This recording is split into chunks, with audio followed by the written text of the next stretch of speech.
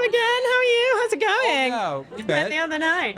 Nice to see you The other day. Yeah. How does it feel here to be here tonight on this red carpet, just about to show this incredible show to an audience? Well, nervous and excited. It's always like putting something you love out there, but having done it a lot, I'm very proud of this show. And I always feel a little bit like, you never really know until you know, or I'm excited because I'm very proud of what we've done, as is Stephen King. And I think people are going to really like it and be scared by it and root for it and all the things you hope for.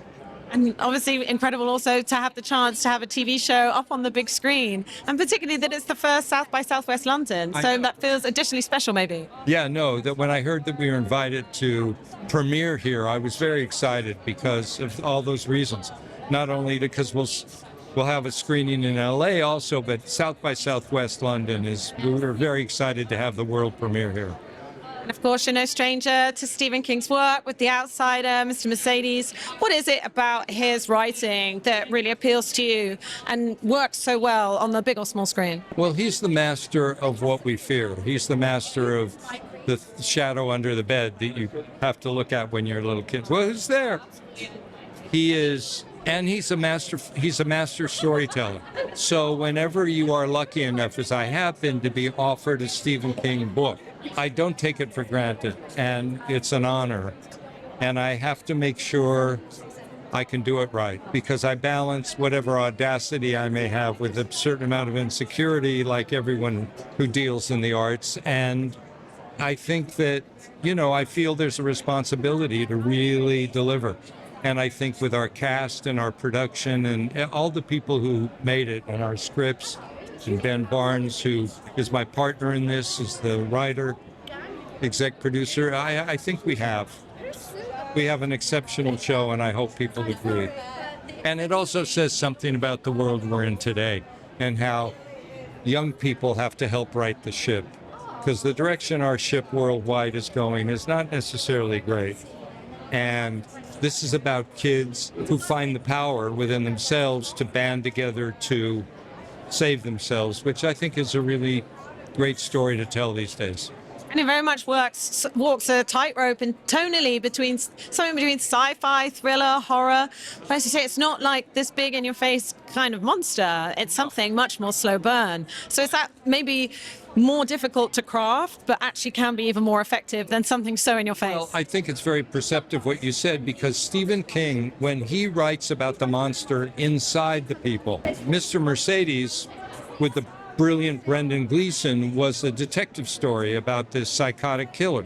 When he writes about how monstrous we can be, to me it's the best of both worlds, because it's humanity and it's that landscape along with thriller.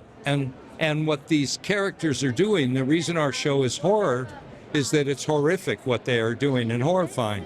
But at the same time, it's not about horror and monsters with four, claws coming at you. They're all human. Like Mary Louise Parker is a brilliant monster in this show and villain, but is also believable and completely committed to what she believes she's doing, which is for the betterment of all of us, and can be charming and wicked and all those things. Couldn't have been a better lead for us. And Ben Barnes, so we're very fortunate who we have, and Joe Freeman, who's never done this before.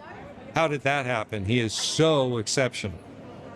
Everyone it's going to be a lot of surprises. So what do you hope what people feel when they come out after watching it? They're going to find it maybe cathartic, but also be leaving with some thought-provoking questions? Well, I think it's triumphant.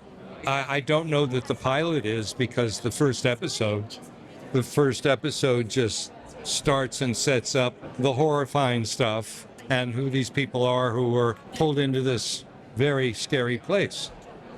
But I think the ride is going to be a gratifying and triumphant one. And quickly, what are you going to be working on next? Have you got something else in the works? Well, I'm actually a few new things, but I'm hopefully a second season of this. And before that, I'm going back to Halifax to do the fourth season of From, which is more horror than this, even though myself and my partners on that show, Jeff Pinkner and John Griffin, who created it, work really hard to make it human first. Because that to me is always the most compelling. You got to care about the people.